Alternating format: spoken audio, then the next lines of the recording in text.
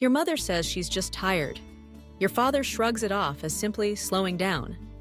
But beneath these familiar phrases, something deeper might be stirring, something that too often goes unspoken: depression. For many older parents, sadness isn't shared. It's hidden behind smiles, routine answers, or a quiet withdrawal from the world they once embraced. Why does this happen? And more importantly, how can you gently reach out to those you love, helping them find their voice when words seem hardest to say? Depression in seniors doesn't always announce itself with tears or obvious sorrow. Instead, it disguises itself in subtle ways: a lingering lack of energy, a loss of interest in favorite activities, irritability that seems out of character, or unexplained changes in sleep or appetite. Maybe your father no longer cares about his daily walks. Maybe your mother, once lively and social, now spends hours alone, her laughter fading into silence. These aren't just signs of getting older, they're possible signals of depression. Why does this sadness often slip by unnoticed? It's rooted in the world they grew up in. For many older adults, mental health was never something to discuss openly. It was a topic shrouded in stigma, treated as a personal weakness rather than a health concern. Admitting to struggles was seen as a failure, an embarrassment to be tucked away.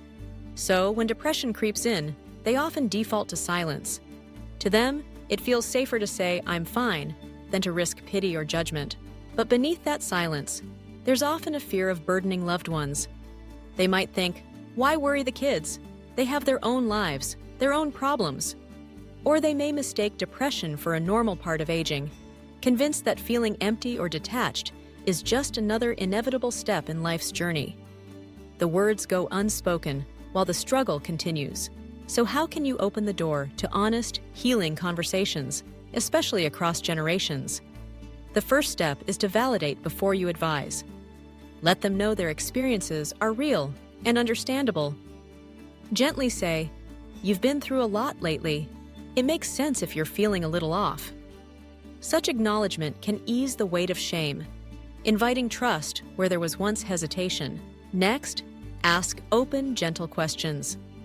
Instead of demanding answers, invite reflection. Do you ever feel like you're just going through the motions? Your goal is not to interrogate, but to listen, truly listen, without rushing to fix or judge. Sometimes, the most powerful support is simply your presence. Sitting quietly beside them, sharing a cup of tea or a quiet moment, can be more comforting than any well-meaning advice. Normalize seeking help, too. Share your own experiences if you can. "I spoke to a counselor once. It helped more than I thought." When you lead by example, you help dissolve the stigma, making it easier for them to accept the idea of support. But remember what not to do. Don't urge them to cheer up or assume they'll just get over it with time. Don't wait for them to ask for help.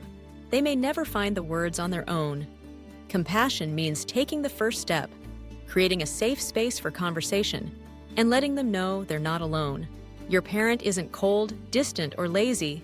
They might just be hurting in silence, waiting for an opening, a moment of understanding to share what lies beneath.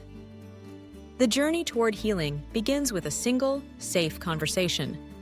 Compassion starts small, but its effects can be profound. If you're noticing signs of quiet sadness in someone you love, reach out today. Share your thoughts, your presence, and your understanding.